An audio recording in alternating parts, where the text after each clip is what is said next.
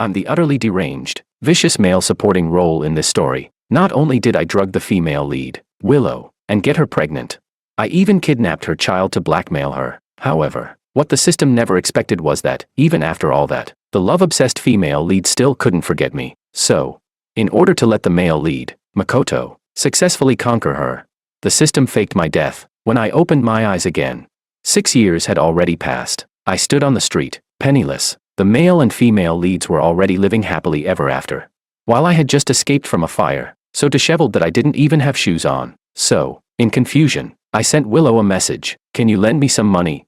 The call came back quickly, but the one speaking wasn't Willow. After a brief silence, a little girl deliberately said in a cold tone, "Oh, another one pretending to be my dad." Chapter 1. But she still came. A kind passerby told her where I was. There was a brief pause in her breathing on the other end. Her voice was soft and gentle, and she hung up quickly. She said, all right, I'll be there soon." I returned the borrowed phone to the passerby and thanked them silently. When I was young, a fever ruined my throat. Since then, I haven't been able to speak. Not long after, a car stopped in front of me. A little girl hopped out, kicking her legs as she jumped down. When she saw my face, her eyes flickered. She kept a straight, cold expression and quietly looked me up and down for a while. Her gaze fell on my bare feet, dirty, messy, covered in soot, because I had just escaped from a fire. When I opened my eyes again, I had unexpectedly time-traveled to 6 years later. Scratching my head, I belatedly felt a bit embarrassed, but pretending not to care, I used sign language. "Sorry, could you lend me some money? I'll leave right away." 6 years had passed. The male and female leads were already living happily ever after. Even my daughter had started calling someone else dad. Halfway through signing, I suddenly remembered that Emma couldn't understand sign language. I borrowed a phone from the driver and was about to type. But Emma, looking a bit unhappy, pushed me into the car. It was rush hour. I thought she was upset because of the honking from the cars behind us. She turned her head to stare out the window, saying nothing. I had no choice but to hand her the phone to read. Emma tilted her head and asked, "How much do you need?" I typed, 1,000. Emma stared at the number for a while, then said uncertainly, 1 million. My vision went black for a second. Completely dumbfounded, I hurriedly waved my hands. Emma pressed her lips together, her childish voice full of innocence. "Is it not enough? I don't have that much money. When we get home, I'll ask Mom to give it to you." I tapped furiously on the phone screen, but she pushed the phone away when I held it out again, her small voice sounding a bit muffled. "I don't recognize a lot of words. I can't understand." How many words could a 6-year-old possibly know? Just now she recognized something as complicated as borrowing money. Yet now she couldn't even tell the difference between 1,000 and million. I gave up in frustration, lowering my head. I noticed that Emma had put her shoes on the wrong feet, and her socks didn't even match. Did she rush out that quickly? I rubbed my temples and pointed, trying to remind her, but she seemed to misunderstand. Tilting her head, she asked, "You want to hold my hand?" Pouting slightly, as if reluctant, she still stretched her hand toward me. She said, "Fine. I'll let you hold it for a little while." Chapter 2. Willow Lu was like this when she was little too. Back then, I stayed with the Lu family. At first, no one thought much of me, the mute kid. Willow had been kidnapped as a child, and both her parents died in that incident. Old Master Lu, worried about her safety and possible trauma, allowed her to choose a companion in a city. Among a group of noisy children her age, Willow chose me, the quiet, dull one. Only later did I find out that she picked me because I was the most silent and unobtrusive. One stormy night, after I had been living in the Lu household for some time, the thunder woke me up. Then I heard a knock on the door. When I opened it, Willow stood there hugging her blanket, pouting as she said, "Are you afraid of thunder?" I was completely dumbfounded and was just about to shake my head. But she grabbed my arm and said, in an awkward tone, "Fine. I'll keep you company tonight." So Tsundere, clearly, she was the one who was afraid of thunder. People who crave love often struggle to receive it. Just like me, I longed for parental affection as a child, yet never once received any special love. So Willow, who never truly belonged to me, was always destined to leave me. 6 years ago, before that fire happened, the male lead, Makoto, showed me the future between him and Willow. It turned out that I was the vicious male supporting role, someone who tried to seize the Lu family's fortune, tricked the female lead into sleeping with me, and betrayed her sincere feelings. In that future, I died in a fire. After my death, the male lead saved and healed the female lead, and years later, they lived happily ever after. After seeing it, I felt a little lost. So, in someone else's story, I was that terrible. Later, I really did get trapped in a fire. I only had time to pass my daughter through a narrow gap, before the flames swallowed everything and trapped me inside, after choking on thick smoke. When I opened my eyes again, I was already here. 6 years later, I'm mute. I can't say kind words, nor harsh ones. I can't even win an argument. If I hadn't truly run out of options, with only Willow's phone number left in my mind, we probably would never have met again. But now, I regret it a little. I never planned to see Willow again. In my imagination, she would slap me and tell me to get lost. After all, in her eyes, this would count as me getting what I deserved. But things seemed to have gone off track. I suddenly felt extremely uneasy, like sitting on pins and needles. I wanted to say I didn't need the money anymore. I wanted to get out of the car. But Emma pushed the phone away, saying she couldn't understand. The driver remained focused on the road ahead, so all I could do was watch helplessly as the car drove into the Liu family's underground garage. Chapter 3. To my relief, Willow wasn't home. The driver explained that she had gone abroad that morning and wouldn't be back until next week. My phone had been accidentally smashed during the fire after transferring the SIM card into a new phone and turning it on.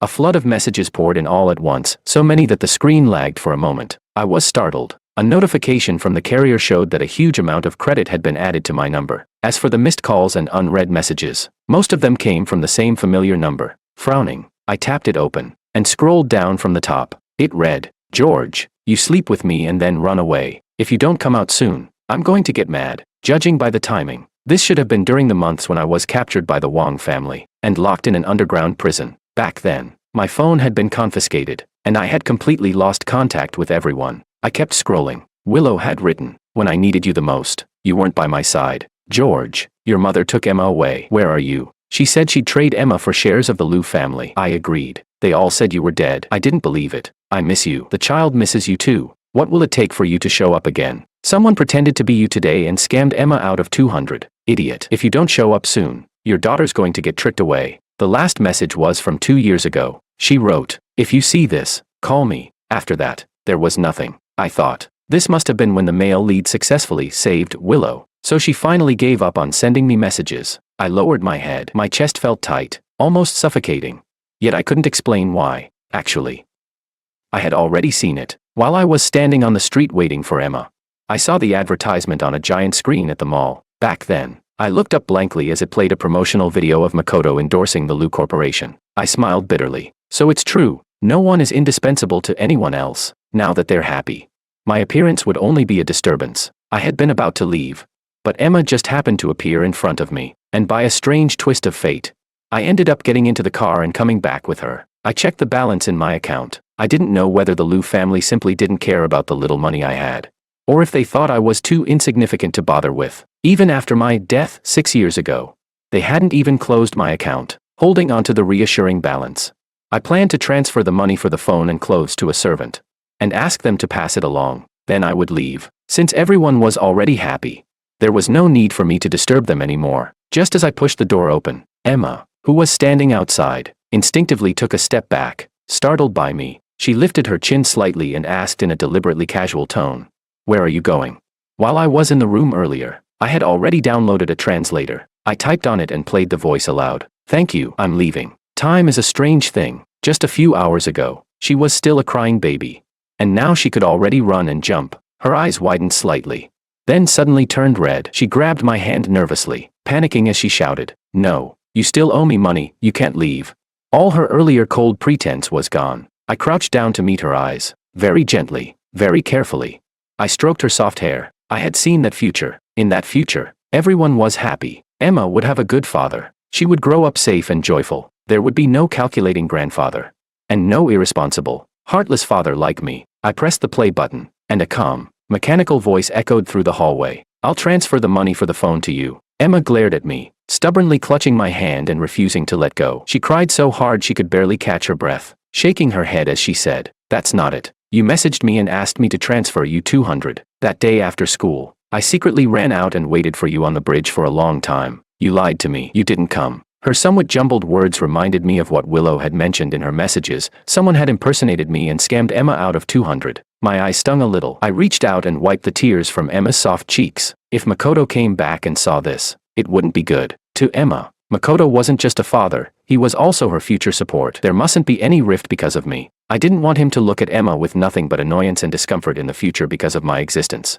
I wanted to leave before Makoto returned. Just as I turned around, Emma suddenly lunged forward and hugged one of my legs. I swallowed the bitterness in my chest and looked down helplessly at her as she clung to me, refusing to let go. Then, a faint rustling sound came from ahead. Sensing something, I lifted my head and met a pair of dark eyes. At the end of the long corridor, someone stood there, travel-worn. Her coat was soaked by the heavy rain, and her voice was hoarse. Willow's voice trembled as she said, "George, how could you bully a child like this?" Chapter 4. I don't know when the rain outside started falling, but in a bit of panic, I pried Emma's hands off me, then quickly looked past Willow, checking behind her. When I didn't see anyone else, I finally let out a sigh of relief. Emma clung to me again, hugging my leg as she shouted at Willow, "Mom, hurry and give Dad 1 million. If you give it to him, he won't leave."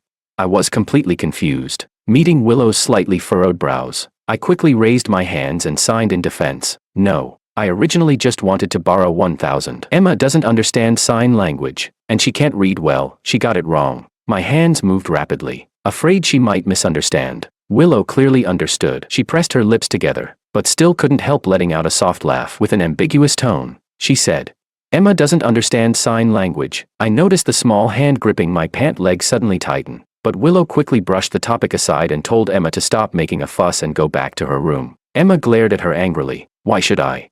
I was the one who brought Dad back. And Dad texted and called me. He came back because of me."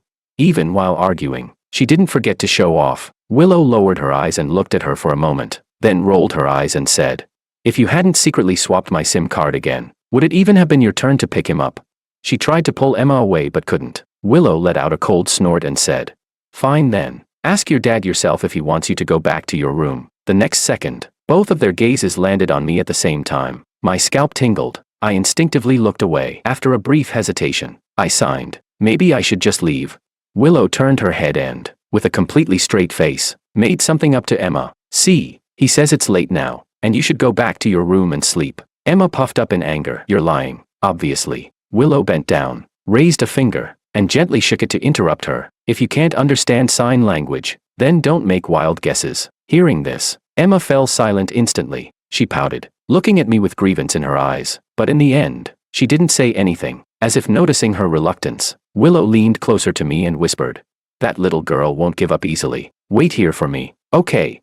Then she pulled Emma away, crouched down in front of her, and seemed to say something softly. Emma immediately quieted down. She hesitated, secretly glanced at me, and then obediently let Willow lead her away. The surroundings fell silent. Coming back to my senses, I heard the sound of rain from the half-open floor-to-ceiling window in the study. The wind was strong, blowing the sheer curtains outward, and even the papers on the desk fluttered noisily. Worried that the rain might mess up and soak the documents, I walked over and closed the window. But as I turned around, I accidentally knocked a book off the shelf. From inside the title page, a worn 10-yuan bill with a torn corner slipped out. Chapter 5. When I saw that familiar 10-yuan bill, I froze. It felt as if I had been pulled back into that summer once again. Back then, Willow was no longer as cold toward me as she had been when we first met. At some point, without me knowing, she had learned sign language behind my back. I could still clearly remember the first time she awkwardly gestured to me in sign language, telling me she understood. Her expression was still distant and aloof, yet she stubbornly said, "It wastes too much of my time to wait for you to write everything down for me." I looked into her eyes, just about to thank her, but the door was suddenly pushed open. Someone said, "Willow walks around with that cold face all day. Who is she trying to put on an act for? Ain't nobody with no parents. If she weren't the Liu family's heiress, do you think I'd bother sucking up to her? When old man Liu dies, let's see who's still there to protect her." Willow's expression remained indifferent, but the moment she heard old man Liu, her face turned cold, her lips pressed into a tight line. The person didn't seem to notice Willow, Liu and me at all. Hidden in the corner behind stacks of boxes, I recognized that voice. It was Martin, the youngest son of the Han family. Today was Grandpa Liu's birthday banquet. Earlier, Martin had tried to strike up a conversation with Willow and asked for her WeChat. Willow had simply replied coldly that she didn't use WeChat. When he left, his expression had been terrible. This was why. But honestly, Willow really didn't use WeChat, and she was always sparing with her words toward everyone. So she wasn't targeting him specifically. She treated everyone the same, cold and distant across the board. Everyone knew that ever since her childhood kidnapping, Willow had always been quiet and expressionless. People were long used to it, but in his eyes, it became her putting on airs. After insulting Willow, he turned to insult me as well. That useless mute from the Wang family too, always trailing behind Willow like a simp. Does he seriously think he can latch onto the Liu family? Completely worthless as the main account, no wonder his dad's already training a backup. Pathetic. An abandoned kid no one wants, not even as good as an illegitimate child. I felt Willow lift her gaze, her eyes resting on my face for a brief moment. I turned my head slightly, inexplicably tense, my jaw clenched. The people around Martin calmed him down for a bit and began offering him ideas, like splashing wine on Willow later, or mixing mustard into my drink to make me embarrass myself in public, things like that. After Martin finally vented his anger and left, Willow slowly stepped out from the shadows in the corner. Then she turned and walked into the kitchen. She rummaged around, looking dissatisfied. For some reason, I just knew she was looking for mustard. I stepped past her and found a handful of chili peppers in a corner of the prep area. Then I gestured to her. There's no mustard. These peppers are very spicy. Chili water, would that work?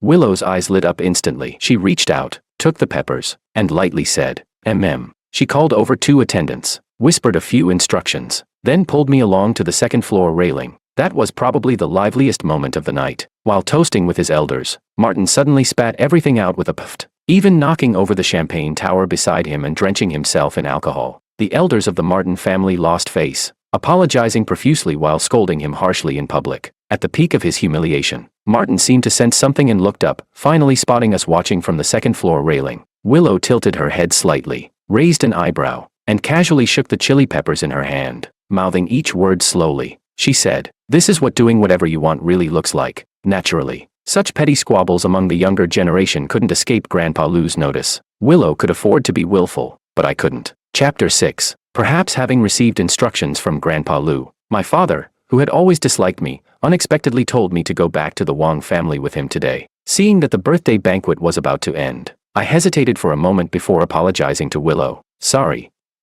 I might not be able to come keep you company anymore." My father's expression had looked terrible just now. I figured Grandpa Lou had probably sent me back home. Willow clearly understood all the hidden implications behind it. She put her hands on her hips and said like a little adult, "If you don't want to go back, then don't. No one here can make you leave." Seeing that I was still dejected, she pulled me into the surveillance room and showed me the footage from the kitchen and the hallway. That was when I realized that the parts of the surveillance recording where we had secretly done something mischievous earlier had already been replaced. She copied the footage of Martin cursing and plotting onto a USB drive and handed it to me, saying, "If he ever messes with you again, just throw this in his face." Her eyes shifted slightly as she thought of something. Then she added, "Stay with me until 10 later. Believe it or not, even if the Wong family's car leaves, no one will dare come and drive you away tonight." Willow stayed with me on the rooftop, feeding mosquitoes until 10. I watched as the Wong family's car really did leave. Before my father left, there was even a hint of approval in the way he looked at me. I felt deeply grateful to Willow. It felt like something between us had changed. Even if helping me had only been a casual act for her, she still stayed with me on the rooftop, feeding mosquitoes together. That was something only friends would do. So I gestured with my hands and couldn't help asking, "Are we friends now?" She replied, "No." So it was really that hard to become Willow's friend. I felt a little regretful, but not too upset. After all, Willow had always been cold and difficult to please. If it didn't work this time, I would just try harder next time. But the next moment, I heard Willow blink and say, "It's a closer, unbreakable accomplice relationship." My eyes widened slightly as I stared at her blankly. Somehow, I felt that the kind of relationship she was talking about sounded even more important than ordinary friendships. Suddenly, she asked, "Do you have any money on you?" I rummaged around for a long time and finally found only a crumpled 10-yuan bill with a torn corner. Willow briskly snatched it from my hand. Her shadow, cast by the moonlight, leaned toward me. She curved her brows slightly and said, "Then now, I owe you 10 yuans. You're my creditor. So no matter what trouble you run into in the future, you can come collect the debt from me. Don't you dare feel embarrassed. Got it?" Seeing that I was distracted, Willow grabbed my ear in annoyance and repeated herself, "Did you remember that?" I nodded hurriedly and promised her, "Don't worry, I'll never forget this for the rest of my life." Later, perhaps because she had given me similar reminders a few more times like tonight, when I ran into trouble again, I didn't have to pretend to be strong or endure everything alone. Instead, I would take the initiative to confide in her. So much so that when I was trapped in a raging fire, and the moment I opened my eyes again only to find that I had time-traveled 6 years into the future, standing on a bustling street, looking at a world that had become unfamiliar, my mind went blank, and all that remained inside me was fear. Even so, I didn't think of anyone else, not my parents, nor my friends. Instead, I instinctively borrowed a phone from a passerby. Then I sent Willow a message, "I'm George." Immediately after, I pressed send on the second sentence without hesitation. "Can you lend me some money?" Chapter 7. I picked up the 10 yuan bill that had fallen out of the book. The creases on it had long been flattened by the pages, leaving only the same missing corner as before. I never expected that Willow would still keep it. At that moment, the study door behind me was pushed open. I turned around and saw Willow. It hadn't even been 2 minutes since she had taken Emma back to her room. Her gaze fell on the 10 yuan bill in my hand, and she asked, "So, are you here to collect your debt from me now?"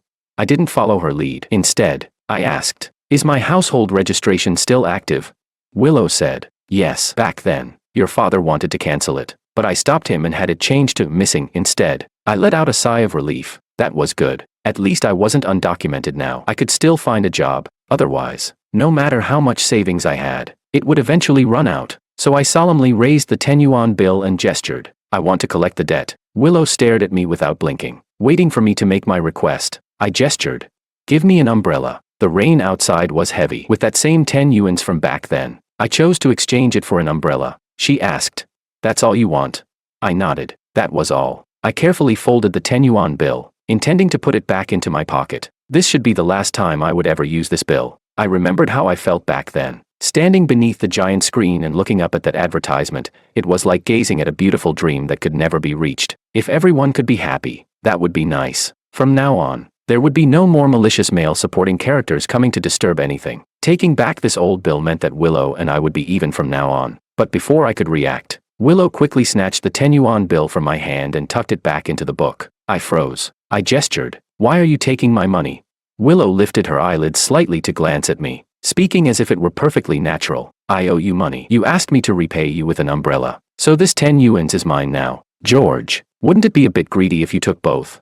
That actually made sense. But if that was the case, then the final say over how the 10 yuan debt was settled would always remain in Willow's hands, which meant we would never truly be untangled from each other. I had been led right into her logic. Frowning, I gestured, "Then just return the money to me. I don't want the umbrella anymore." I reached out to grab it back, but Willow suddenly let out a soft cry. "You're hurting me." I instinctively loosened my grip. She immediately curved her eyes into a smile and mischievously hid the book behind her back. Our eyes met. She looked at me and said, "Then let's say I'm borrowing another 10 from you." Seeing that I was about to gesture again, she pushed my hands aside and said, "Stop dragging this out. Just tell me, what do you want?"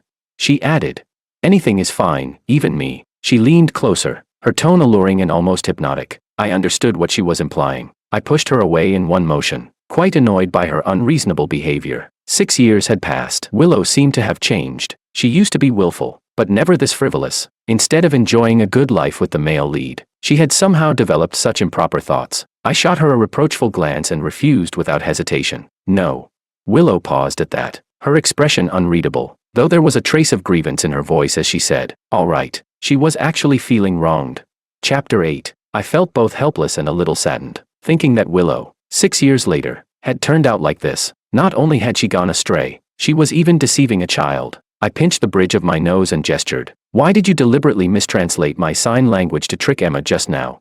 Back then, I said I was leaving, but she told Emma that I had asked her to go back to her room and sleep. If Emma woke up the next day, saw the empty room, and realized she had been lied to, wouldn't she be upset? She said, "Mistranslate." Willow let out a soft laugh, her tone carrying an ambiguous meaning. "You don't actually think Emma can't understand sign language, do you?" Her question caught me off guard. For some reason, I recalled Emma's tense and strange reaction in the hallway. Willow shook her finger and said, "At an age when she could barely even speak clearly, she was already hugging sign language books to sleep, relying on others not understanding, using sign language to mock other kids when she had conflicts in kindergarten, and even getting her parents called in because of it. And you think she doesn't understand sign language?" I froze. So when Emma came to find me and got upset, it wasn't because of the impatient honking from the traffic jam. It was because she understood that I said I would be leaving soon, and that's why she got angry. But something still felt off. Whether it was Willow's tone when she spoke, or Emma's eagerness to get close to me, everything felt strange. Could it be that, 6 years later, the male and female leads were only maintaining appearances, their relationship already broken? After all, it was so late, and Makoto still hadn't returned. I frowned and decided to test it. I gestured. "Don't worry, after all these years, I've already let it go. I won't interfere with you and Makoto." Willow pressed her lips together, clearly stunned for a moment. She said, "What does he have to do with this?" But she quickly reacted, as if finally understanding my earlier attempts to avoid her. Her eyes widened as she said, "Don't tell me you think there's something going on between me and Makoto." Willow pulled her bag over and took out a watch from inside. She hadn't had the chance to switch back her phone card yet. That was Emma's phone watch. She said, "You said you've let it go." "Fine." She pulled up a message and held it in front of me. She said, "If you really don't like me anymore, if you really don't care anymore, then why did you send me a message like this?" On the narrow screen, a familiar line of text appeared, flickering faintly under the light. My breathing stopped. No one could be more familiar with that message than me. The message I failed to send 6 years ago, in the middle of that raging fire. She had received it now. Chapter 9. Perhaps no one would ever know that Emma's birth originated from a scheme. At that time, Willow had already started her internship at the Lu Corporation, while I had joined a law firm to work in translation and certification. We were both busy with our own lives, but my mother always tried to matchmake Willow and me, perhaps afraid we would grow distant. She insisted on making soup and having me deliver it to Willow. Helpless, I accepted and followed the assistant to knock on the door of Willow's hotel room. Willow had always been cold and distant, keeping everyone at arm's length, except for me, whom she never guarded against. So neither of us ever suspected that there might be something wrong with the soup in the thermos. By the time we realized something was off, it was already too late. Willow's body grew hot, her throat dry, and she kept drinking water uncontrollably. And when I saw the flush on her face, my gaze stuck to her lips and tongue, unable to move away. The next second, she threw herself into my arms, biting her lip as she asked, "George, who gave you the soup? Did anyone touch it along the way?"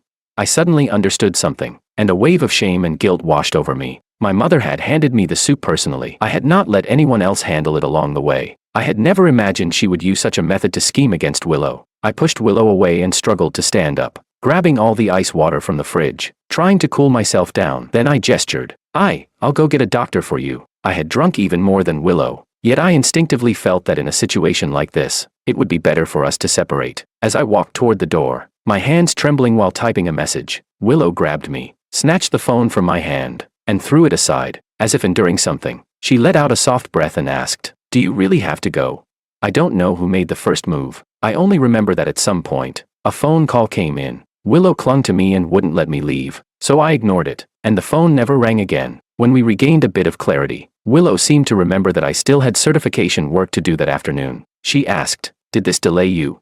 I shook my head and gestured. "Someone else will handle it. It's not delayed." Then I picked her up and carried her away from the damp floor-to-ceiling window into the bathroom. I looked at her, the one outside the mirror, and the one reflected inside it. Suddenly, I asked in sign language, "Who am I?" At that time, I had already learned from Makoto about the future of the so-called male and female leads. I hadn't fully believed it, because I knew I was not the kind of despicable person who would ruin someone's entire family. But I was afraid Willow wasn't in a clear state of mind now, and that she might regret it after waking up. Willow didn't answer. I let out a breath, feeling both annoyed and disappointed. But in the next moment, someone hooked their arms around my neck. Her kiss followed. Willow said, "George, I wouldn't do this with someone I don't like." When I woke up again, the room was pitch black, with faint thunder rumbling outside. At some point, it had started to rain. Half of Willow's face was hidden under the blanket. Even in her sleep, she seemed aware of the thunder she disliked. Her brows were tightly furrowed, and she slept restlessly. I pulled her into my arms, covering her ears. Only after she calmed down did I get out of bed to drink some water. There was a sound outside the door. Someone seemed to be trying to unlock the suite. I quietly moved closer and heard muffled, indistinct arguing from outside. Someone said, "How could you take the wrong room card? Idiot." Madame Song said that as long as we get photos of them in bed, the Lu family won't dare refuse. "Forget it. I'll go with you, otherwise you'll mess it up again." My mother's surname was Song. I stood frozen in place, as if plunged into an ice cellar. My fingers clenched around the glass so tightly they turned pale, and in that moment, I suddenly understood my mother's intention. Chapter 10. My mother drugged the soup to gain leverage. She wanted to create a scandal, force Willow Lu to marry me, and completely bind herself to the Lu family. Only then could she regain control and power. The effects of the drug hadn't fully worn off for Willow. I quickly grabbed my phone, sending a message to the assistant as I rushed out. Fortunately, we managed to intercept those two people in the stairwell. They said there were already a large number of reporters gathered outside the hotel. They had only snuck up early to seize the opportunity, to avoid being photographed together with Willow. I left in a hurry, but I ran straight into my mother in the underground parking garage. The moment she saw me, her expression turned cold, and she strode toward me. The next second, slap, her hand struck my face. She snapped. "Who told you to come down here? Do you even know how much I've sacrificed for today? Do you know who I did all this for?" I didn't know, and I didn't want to know. I only wanted to protect the one person who had ever been kind to me. My head snapped to the side from the blow as she, furious, ordered the bodyguards to drag me into the elevator. I lowered my head and typed on my phone, shoving it in front of her. It's too late, by now. Assistant Lee should already be outside with people guarding the door. There would be no more opportunities for her. She let out a bitter laugh, as if disappointed in me, and said, "Do you know Grandpa Lou has been looking for a marriage alliance for Willow lately? In terms of family background or ability, which one of them isn't better than you? If it weren't for Willow, you wouldn't stand a chance in the Wong family. This was your only opportunity. You could have become the heir of the Wong Corporation, but you're just too stupid. Don't blame me for not helping you in the future." I looked at her calmly, feeling only sorrow. I deleted the words on my notes and typed a new sentence. "You're doing this for yourself." I knew my mother had always hated me. She hated my father for his constant infidelity, hated his mistress, hated the illegitimate child he brought home, and hated me, the burden she couldn't get rid of. But she didn't dare take it out on my father. Instead, she vented all her anger on the person who should have been closest to her. Just like that year when I had a fever and knocked on her door, she said that just seeing my face made her sick, and locked me inside my bedroom. By the time the servants found me the next day, I was already unconscious from the fever. When I woke up, I could no longer speak. She felt no guilt. Instead, because I became mute and was treated as an abandoned child by the Wong family, which in turn made her even less favored by my father, she grew resentful toward me, so there was no need to talk about helping me. It was just an excuse. Seeing that I had exposed her thoughts, her hand rose high again, but the slap never came down. She forced herself to hold back her anger and had the bodyguards drag me into the car. I was locked up. My phone was confiscated. She said I needed to reflect here. I thought this farce would end there, but Willow became pregnant. Seeing the almost frenzied look in my mother's eyes, I panicked. I wanted to see Willow. I tried to escape. I even tried to steal a phone to contact the outside world, but the place was too remote, and there were too many guards. I couldn't fight them all. Every attempt ended in failure. The closest I ever got was when I managed to grab a phone and unlock it, but I couldn't send anything. Behind me came a rustling sound. The door opened. My mother stood there with several of her men, smiling as she said, "This place is equipped with dozens of signal jammers. Go ahead and take the phone. You won't be able to send anything anyway." As she spoke, she clapped her hands. Aunt Zhang walked in, holding Emma in her arms. My mother smiled and said, "It took me quite some effort to bring her here. George, take a guess, who is she?" I lunged forward like a madman, but was once again pinned to the ground by the guards, unable to move, until one night, a fire broke out. I was awakened by thick smoke drifting in through the crack of the door. I rushed to the door and kicked it with all my strength, but it didn't budge at all. Chapter 11. There was soon movement outside the door, but it didn't seem to be going smoothly. My mother cursed impatiently, then said coldly, "The key is stuck in the lock." She ordered someone to hack a gap into the door with a fire axe. The flames were already raging. I only had time to pass Emma out through that opening first. In the next second, tongues of fire licked up the door. The choking smoke was almost suffocating. Through the flames, I met her eyes through that broken opening. It took her only a second to make a decision. She abandoned everything, including me, and turned away, carrying Emma. I stood there blankly, my lips parting instinctively, confused and lost. "Mom." But no sound came out. She saw it, but her steps only paused for a brief moment before she walked away without looking back. I retreated into the bathroom. All the windows here were sealed with iron bars. I stretched my phone out beyond the bars, trying to catch a signal. Under the signal jammers, even emergency messages couldn't be sent. At that moment, I thought of the future Makoto had once shown me, and I realized, absurdly, that even if fate deviates at times, it ultimately returns to its original path. This time, I might really die. I gave up on futile attempts to call for help. In the final moments of my life, I opened Willow's chat window and typed a long message. I started from the day I left, writing that my sudden disappearance hadn't been intentional. I wrote about how moved I was when I learned she had secretly learned sign language for me, and shamelessly, I wrote that I liked her, again and again. I copied and tried to send the message, praying that the signal jammers would be destroyed by the fire first, hoping for a different result amid countless failed attempts. But my persistence received no answer from fate. I knew that even without me, Willow's future would still be bright and beautiful. Before I lost consciousness, I had only one thought: what a pity. Just like back then, when I curled up in a corner, deleting and rewriting, leaving one final line at the end of the message. What a pity. It seems I can only walk with you this far. Chapter 12. But that message, delayed by 6 years, was ultimately sent successfully. While searching for a signal in the fire, my phone had accidentally fallen to the ground. I thought it had been damaged, but it stubbornly followed me 6 years into the future, and before it completely died, it managed to connect to a signal and sent that message without me even knowing. But that didn't change anything, because I had missed an entire 6 years. In this timeline, the male and female leads were already together. I suppressed the bitterness in my eyes and refuted what Willow had said earlier. Don't tell me you think there's something going on between me and him. keeping my expression as neutral as possible. I gestured. I saw your collaboration advertisement. It's good. You two match well. I wish you both happiness. Then I gestured again. And you said you wouldn't do that kind of thing with someone you don't like. I actually believed you. Doesn't that just make me a complete clown? I gestured rapidly, saying whatever came to mind, my words completely lacking logic. Perhaps because my attack had no real impact. Willow ended up laughing instead. She took out a household registration booklet from the drawer and pointed to a certain line on a certain page, saying unhurriedly, "George, what does this word say?" I focused my gaze. There it was, bold and clear, unmarried. I fell silent, completely speechless. Only then did I belatedly recall everything I had just done. I really had made myself look like a clown. Seeing her tilt her head and raise her eyes as if she was about to say something, I quickly grabbed her mouth. Stop. She was definitely about to make fun of me again. She had always been like this. Sure enough, Willow rolled her eyes. Knowing I didn't want to hear it, she took out her phone, typed something, and pushed it in front of me. On the screen, it read, "Can you not leave?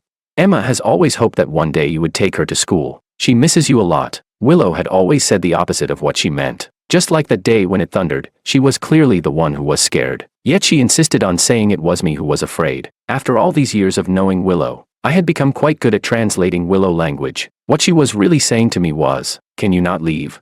I really miss you." I was still looking at the words she had typed when she suddenly stood on tiptoe and covered my ears, saying something softly. So I said, "All right, since you miss me that much, I'll stay for one night." Chapter 13. The next day, I took Emma to school. When she saw me after waking up, she was overjoyed and threw herself into my arms, her eyes sparkling as she said, "Mommy really didn't lie to me."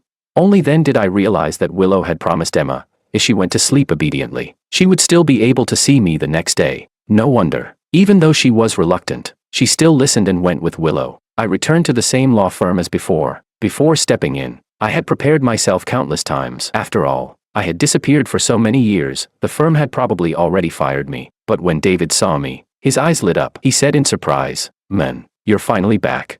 David said that back then, my sudden disappearance had indeed made him very angry. But one day, Willow suddenly came to see him. After learning the truth, he let it go. In fact, I had originally been specially recruited into the firm by David. Compared to others, I could only communicate with deaf clients using sign language, so my usefulness was quite limited. I had relied on sheer persistence to translate the most difficult foreign language documents that others in the firm didn't want to deal with. There were many technical terms. During that time, I stayed up almost every night until dawn. On the day I was officially hired, no one in the firm objected. David glanced at his watch and said, "Perfect timing. There's a deaf client in the hospital today. Come with me."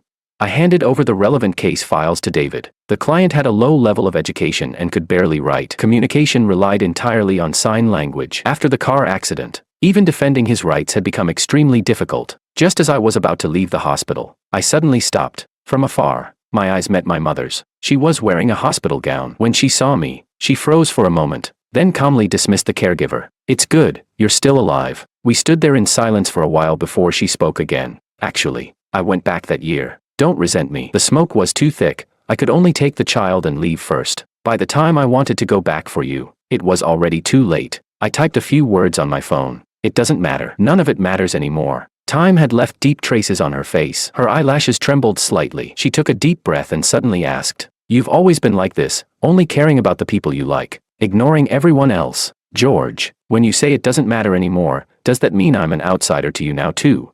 I didn't refute her. She continued, "Emma actually resembles you quite a bit. Every time I see her, I'm reminded of what you were like as a child." I cut her off coldly. "You have no right to mention her. I had been abandoned twice in my life. Once when I was 8 years old. When I had a fever, my mother locked me alone in a room. The second time was when the fire broke out. She took the child for the ransom and never looked back. I was someone who could be discarded at will. Someone who didn't matter, like the weeds growing by the roadside. But Emma was not. She would grow up in a loving family. Every word she spoke would be heard. She was not me. She would not be abandoned like I was. She would not lose her voice for years like I did, yet my mother couldn't even understand a single sign. Perhaps understanding what I meant, her voice quieted. With a self-mocking tone, she said, "You were right that day. I did it all for myself, for my own benefit. Willing to use anything, family, friendship, everything. The doctor said it was caused by overwork. Maybe this is my punishment." My gaze fell on the hospital wristband on her arm. Late stage. I lowered my head and typed, "Mrs. Song,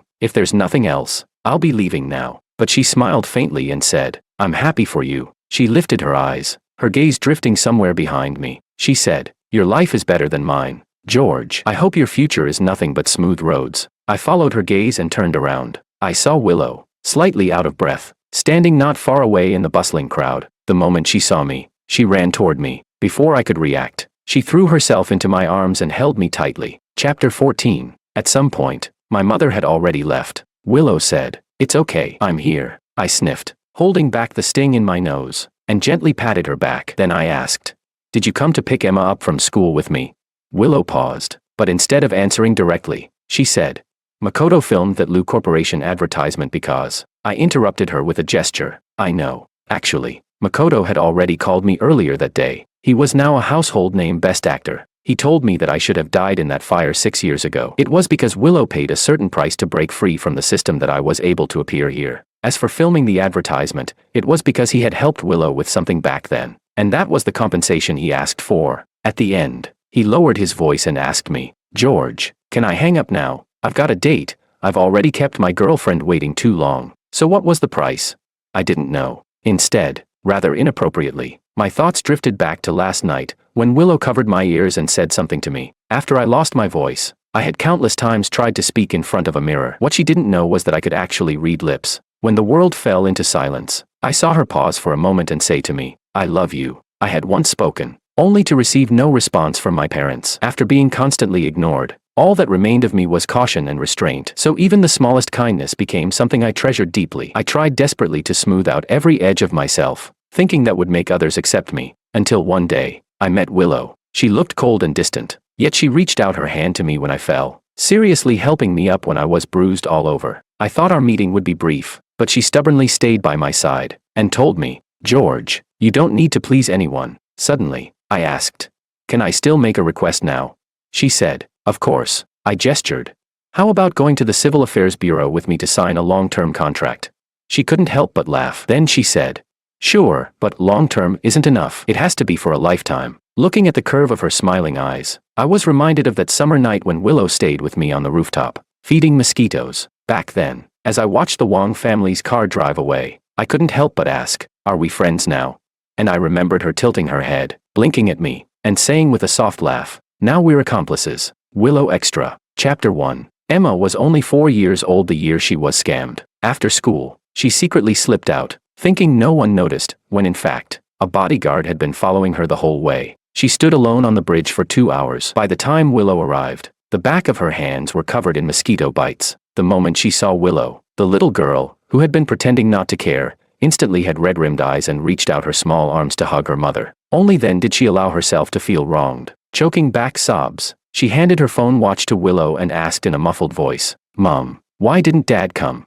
The device recorded everything: how Emma had answered a scam call, how she was tricked into adding a contact, transferring money, and then being blocked. She had been deceived from the very beginning. Willow knew that. But if she hadn't been allowed to come, Emma would never have let it go. Willow knew that too. Lowering her gaze, Willow gently touched her daughter's slightly cold cheeks. Chilled by the wind, Willow said, "He was pretending." Emma frowned, pushing her hand away, and seriously argued, "It was real." So Willow patiently asked, "Did he say his name?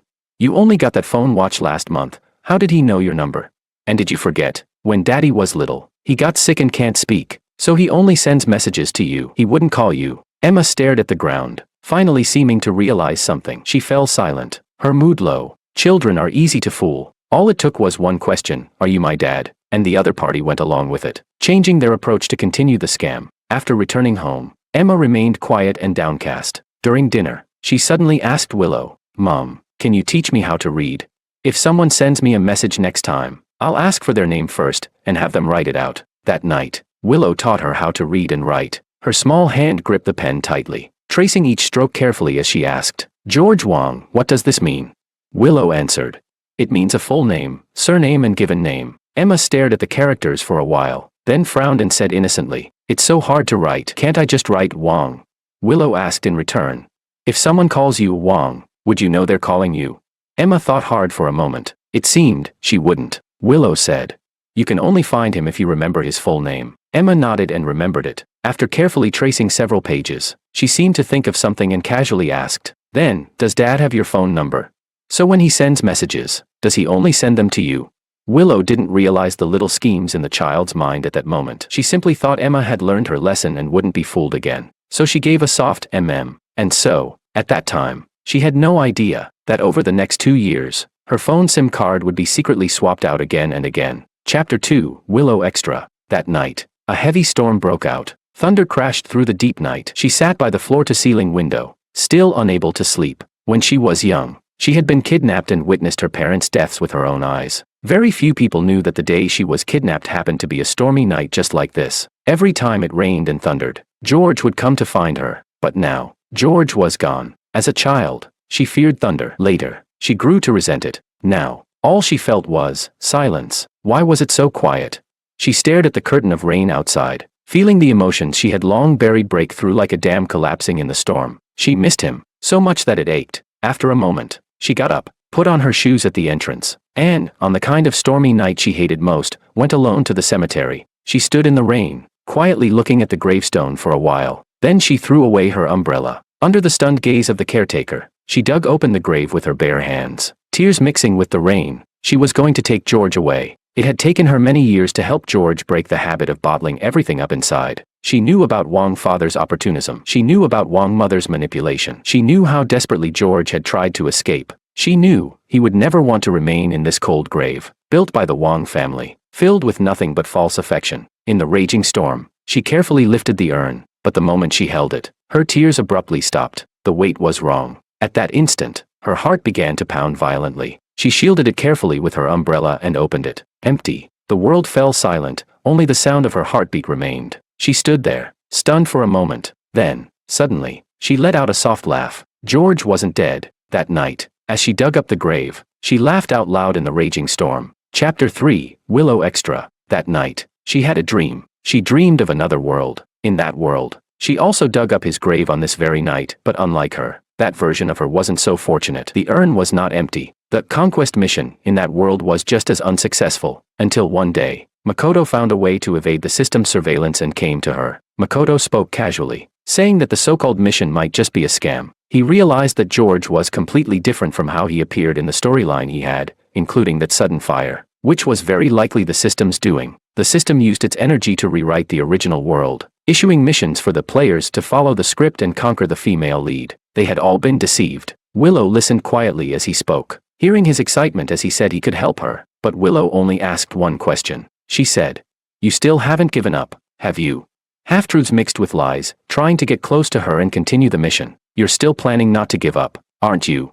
Exposed. Makoto shrugged, somewhat regretful as he said, "All right, now I really have given up." But with Makoto's help, she still obtained a chance to negotiate with the system. The system had long grown tired of this world that couldn't be conquered. All it wanted now was to end things quickly and reclaim the energy it had used to rewrite everything. So, for the first time, it relented and agreed to Willow's condition, to send him from that fire, to 6 years in the future. Willow asked, "How do I know you won't interfere with that world afterward?"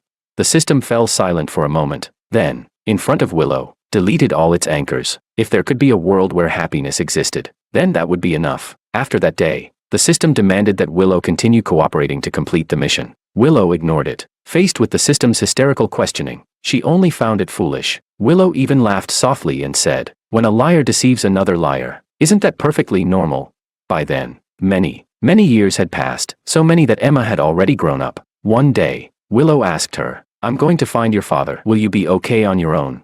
Emma was silent for a moment, then gently placed the urn into her arms. She said, "Go ahead, Mom." At last, she fulfilled what she had wanted to do on that night more than 10 years ago, when she first dug up the grave. Their time had stopped just before they could say their love aloud. She carried his urn and slowly scattered his ashes into the vast, untamed sea. Then, she leapt. So this was the end. But at that moment, she suddenly remembered the day they first met. Many years ago, the world had been noisy and restless, some people fearful, others flattering. They had simply met each other's gaze by chance. Across the distance, back then, George had given her a gentle, quiet smile. He saw through all her clumsy disguises. Though he wasn't afraid of thunder at all, he still came to find her on every stormy night afterward. Every time, he was the one who came first. When she opened the door, she would see him standing there, frowning seriously, holding up a handwritten note that read, "It's thundering again, so tonight, I'll reluctantly keep you company again.